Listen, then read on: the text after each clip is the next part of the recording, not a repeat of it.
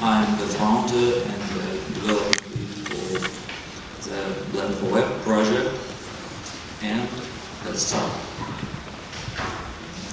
And before I start talking about Blend4Web itself, I'd like to say a few words about the technology which makes possible rendering of 3D graphics in browsers, and this is called WebGL, which stands for Web Graphics Library. And it is basically that this is basically 3D graphics working in browsers without any plugins. So you just visit a website and it starts to work.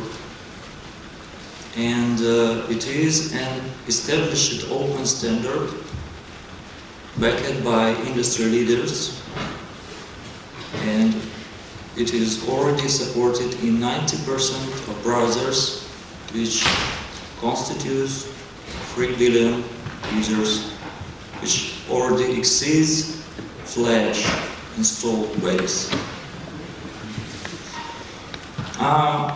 It works in mobile browsers too, so this is very new, young platform which actually you cannot just ignore. It has a huge potential. So let's continue. Here is some history. WebGL started in 2009 as experimental browser builds, and even before it became standard, we started developing Blend4Web. It took 3 years for us to develop Blend4Web, as well as for browser vendors to implement WebGL in all browsers, until the first Blend4Web released last year. And a huge milestone was when NASA launched interactive 3D web application called Experience Curiosity this year, and you can run it by following this link. I'm just following. It is deployed on NASA website and is about famous Curiosity rover, and what you can do is rotate the camera, zoom, you can drive the rover,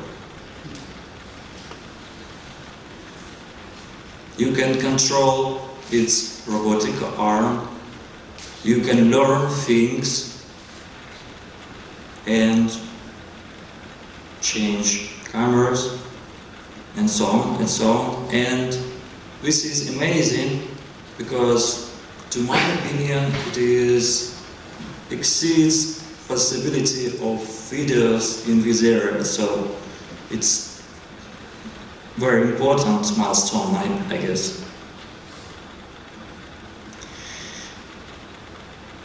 So Blend4Web is about connecting Blender and the internet, but what is it specifically?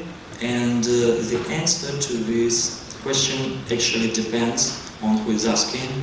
So, say you are a 3D artist, then I would answer that this is simply an add-on which will magically convert your Blender scenes to work in web browsers.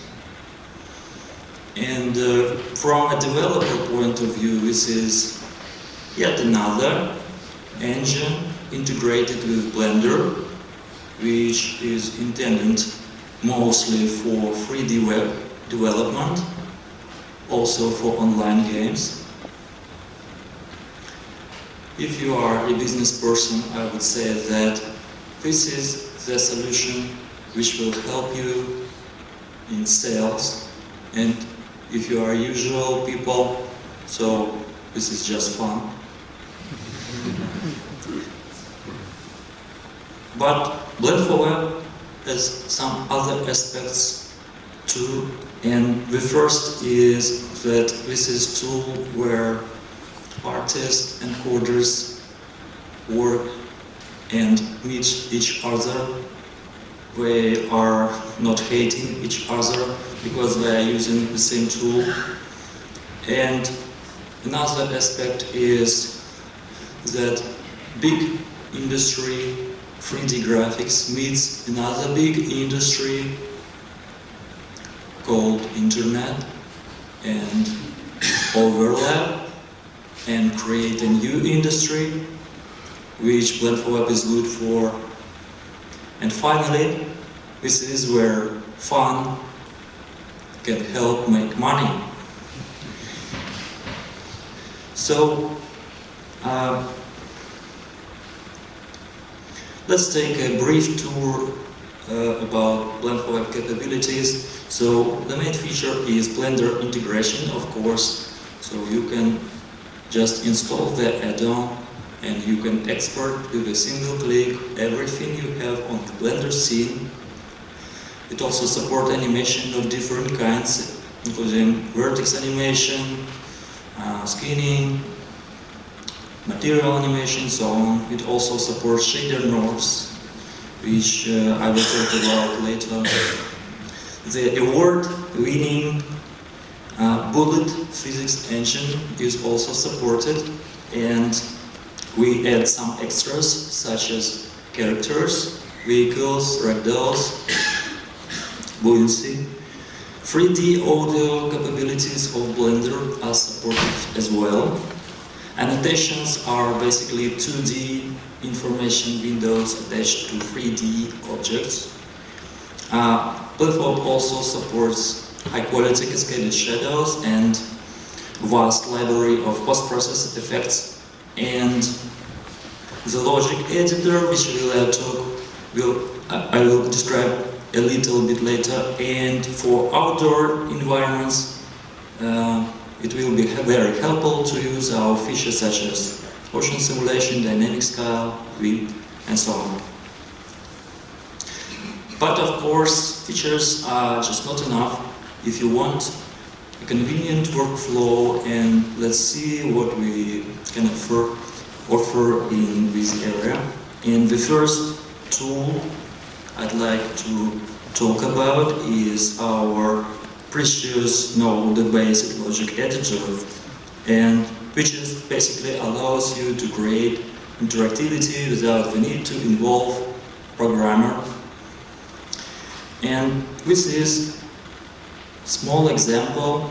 So you have just two objects. When if the user clicks on one object, he is redirected to one website, and it clicks on another object, it redirected to another website. So this is very simple, and of course, this editor also supports dealing with animation, sounds, materials, and networking, simple math, and conditional jumps, and so on and so on. So it's about 20 nodes, I guess.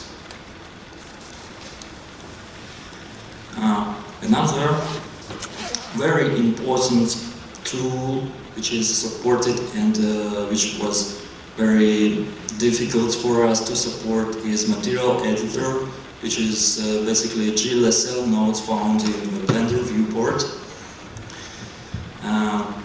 Using them, an artist can create sophisticated, still real-time shaders, and I will show you later what can be achieved. And finally, the normal editor, which is depicted on the left, and it basically allows you to modify surface shading by modifying normals, and some people believe that this is the best normal editor so far which exists for Blender. And it is very important to add detail without adding actual complexity, because these models are downloaded via the internet and should be local as well as possible. As possible. So I will show you some demos. And the first demo I want to show is annotations. So annotations are just information windows which provide some additional information about 3D object. They are here animated, and this all is done in Blender and exported with a single click without any programming.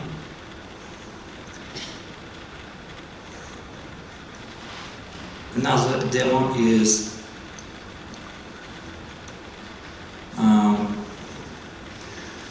when you use particle system, mix it with animated materials. Well, actually, it also has sound. I don't know how to enable it. So you have here real-time materials as well, and a bigger demo is about interactivity.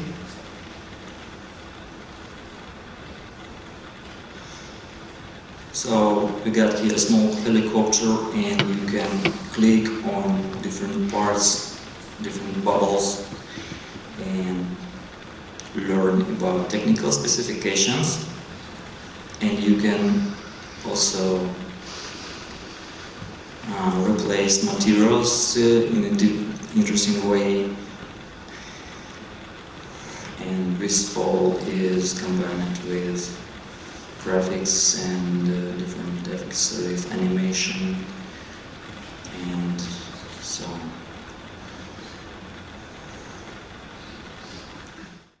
Great interactive graphics. And the first tool I'd like to compare Blend4Web with is Blender Game Engine. In fact, Blend4Web shares many settings found in BGE, but it works in web browsers without plugins, and mostly it intended for web development. Anyway, desktop, mobile, native applications are still possible, and native applications means that you download, install and run something, and web application means that you visit a website and that's it. And of course, no logic nodes, I already told you, which are used instead of logic bricks, and to solve some licensing problems which can arise when you do some proprietary project. We offer a commercial license alongside with GPL. I would also like to talk about web services such as P3D-in, Sketchfab and others, and what I really want to emphasize that Blend4Web is cloud independent, and this means that you can deploy 3D content on your own website. This is your own website. You are in control and you are in charge. Still, you can deploy it on social networking services as well. And very interesting feature which Blend4Web offers is the possibility to export as single HTML files. These files are just like videos, so you can copy, you can open it, you can email them, you can embed them in a web page, and you can even use them as a website. And of course, Blend4Web is not just a model viewer, so you can do programming, animation, physics, sound, whatever. And of course, I should talk just a few words about Unity, because Unity recently gained the possibility to export for WebGL, and the main feature and the main distinctive feature is that Blend4Web is open source, and everybody here knows that it is better than closed source. Blender is open source too, and another thing is that Blend4Web is native to the web and Unity is not, and this means that you can use it for web design, for mixing 3D and 2D components on a web page, and use it alongside with other web technologies as well. And because of that, file size and memory footprint are much better than Unity's, and it works in mobile browsers and don't crash. And it is integrated with Blender, and this means that you have to use your tool, your favorite tool, and you are not switching between Blender and some other editor back and forth. And because of these features, some companies, and some of them are big, started to abandon tools they were using.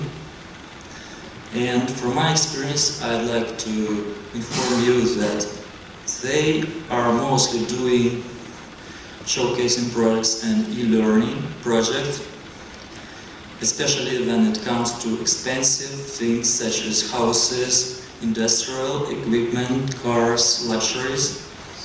And to demonstrate the possibilities of Blend4Web in this area, we even created a bigger example. We tried to reproduce a real manufacturing enterprise in 3D on a website. This is the plant application. It can be found on our website, and it basically explains the process of manufacturing milk, starting from transportation and through different steps. And I'm proud to tell you that it is optimized to work on mobile devices as well. So it works on my phone.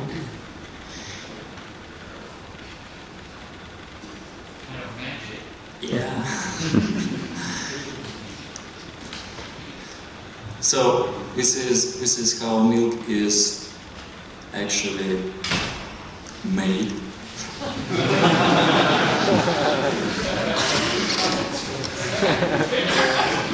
Yeah.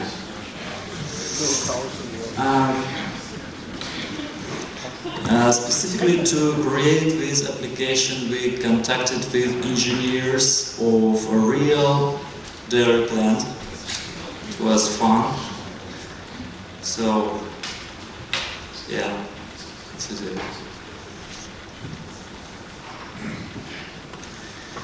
And I'm proud to tell you that specifically to use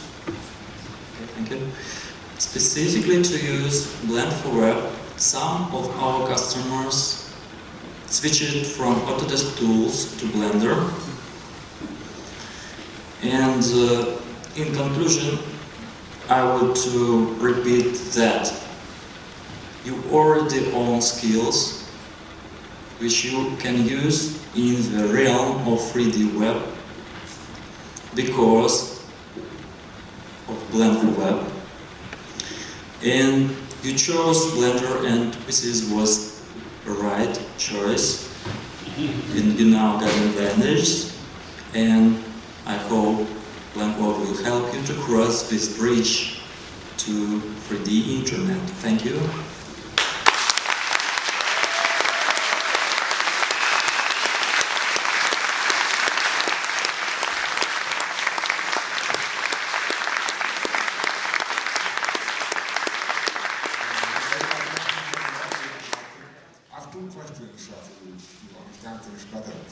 What you did in Blender, is that all Python with another systems, or did you make a fork of Blender?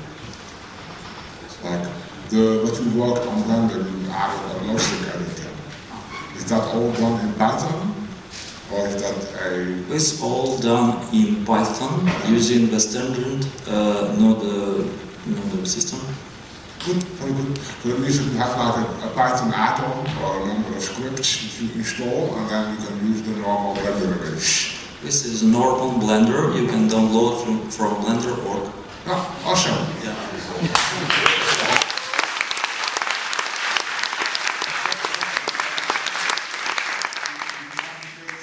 The NASA demo.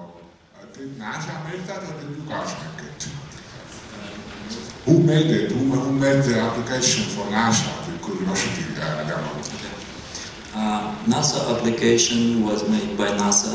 Yeah. So what did NASA do? Did NASA pay you guys money for this? Or how did this work? Yeah, they bought 2 licenses and just created it. So, but what is then your business model? You want to sell licenses, but the software is free. Yep. The business model is as follows. So you get dual licensing. So Blend4Web is open source. It is fully open source. It is can be forked on GitHub. Mm-hmm. But if you want to use it in a proprietary project, so just buy a license. Good. Okay. Thank you. That's very clear.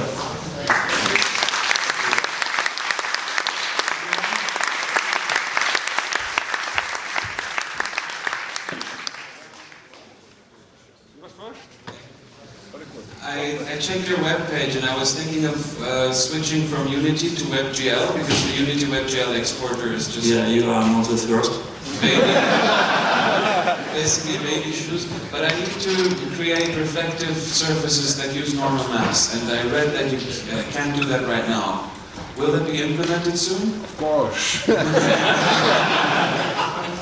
Well, normal mapping is fully supported actually. In glossy materials? Sorry? It is about in glossy materials? Whoops, I don't know. You can ask us on forums. Okay. Yeah. So my first question is very simple, very nice. Is there, when you want to switch from the Blender game engine to WebGL, is there anything that Blend4Web cannot do that the Blender game engine could do with Python AP? Well, some people on Blender artist forums also admitted that Blend4Web is more powerful already than BGM, and other missing features, if they exist, can be added quite easily.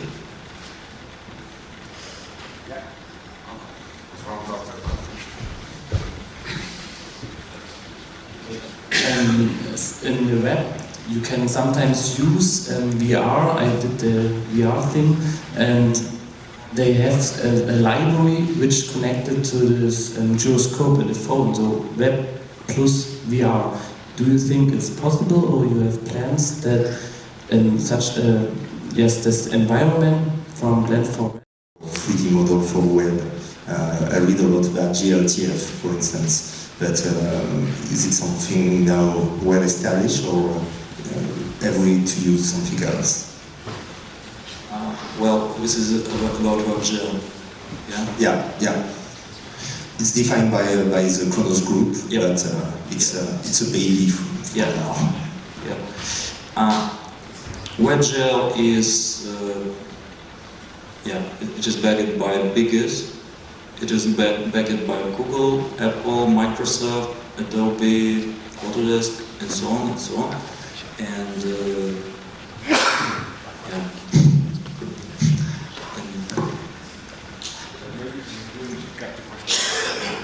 I didn't actually. Okay, so thank you very much. Thank you.